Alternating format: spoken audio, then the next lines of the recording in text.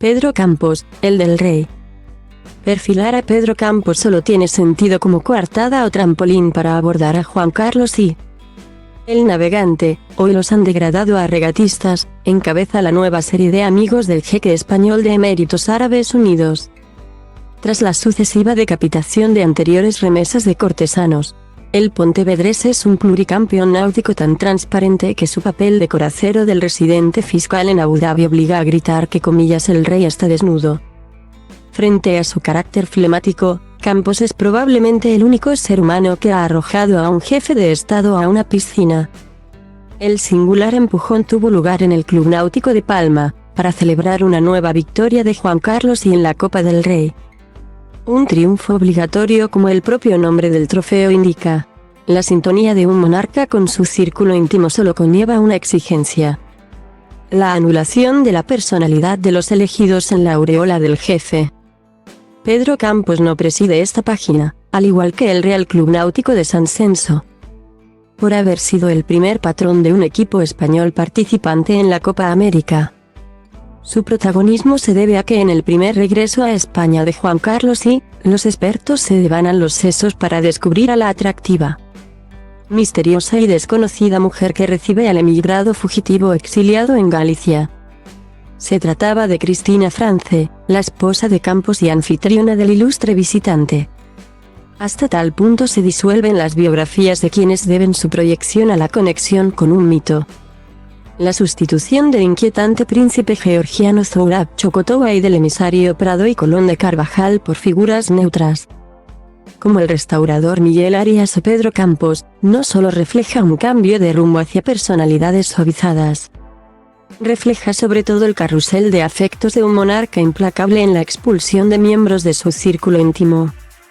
Sostener que se ha peleado con todos implicaría un plano de igualdad. En realidad, ha prescindido de todos. Una de las víctimas más notorias, Sabino Fernández Campo, en singular por excelencia. Sin vínculo familiar con el Navegante, celebraba en el monarca no tanto la habilidad en la selección de su entorno como la impavidez al fulminar a un adicto en cuanto no lo necesitaba. El emérito ha sido tan duro con sus amigos como con sus amantes. El experimentado Pedro Campos es el patrón del rey en el Vivón, perdón por la redundancia. Lo cual obliga a una sobredosis de anonimato, que hace, por tanto, concediendo frecuentes entrevistas y compareciendo en vídeos siempre en relación con su patroneado, el mismo papel que los sucesivos portavoces de los consejos de ministros. Impedir que se divulgue ni una sola circunstancia que afecte a sus representados. Las travesías más prolongadas de Campos no han transcurrido en la Admiral's Cup ni en la Volvo Ocean, sino en el maratón de la Radio-Televisión Española Reis antes de la primera venida de Juan Carlos de Borbón a España. Un maratón de casi 20 minutos ininterrumpidos delante de varios curtidos entrevistadores, que no le arrancaron ni una sola palabra sobre la circunstancia personal del rey. Objeto único y mal disimulado de la atención del ente. Campos se enfrenta a la prensa con un tempo exquisito, sin incurrir en sobresaltos y mucho menos en deslices.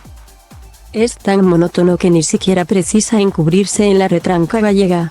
Los periodistas le hablan de la dureza del exilio. Y el patrón responde impertérrito elevando al rey a campeón mundial de vela, encareciendo sus raras habilidades náuticas. A menudo parece que habla del retorno a la competición del octogenario como si fuera el reingreso en los circuitos de Fernando Alonso. Escuchando a Campos, nadie diría que Juan Carlos sí sigue participando en regatas porque es el único deporte que se puede practicar acostado. Algo que todavía no ha logrado el golf. El patrón que simboliza la vertiente marítima de Telefónica solo habla sobre el rey, pero sin decir nada interesante del rey. Se llama aquí rey a Juan Carlos y porque el boletín oficial del Estado así lo decidió. En atención a sus extraordinarios servicios a los españoles, en una resolución firmada por un tal Juan Carlos de Borbón y Borbón.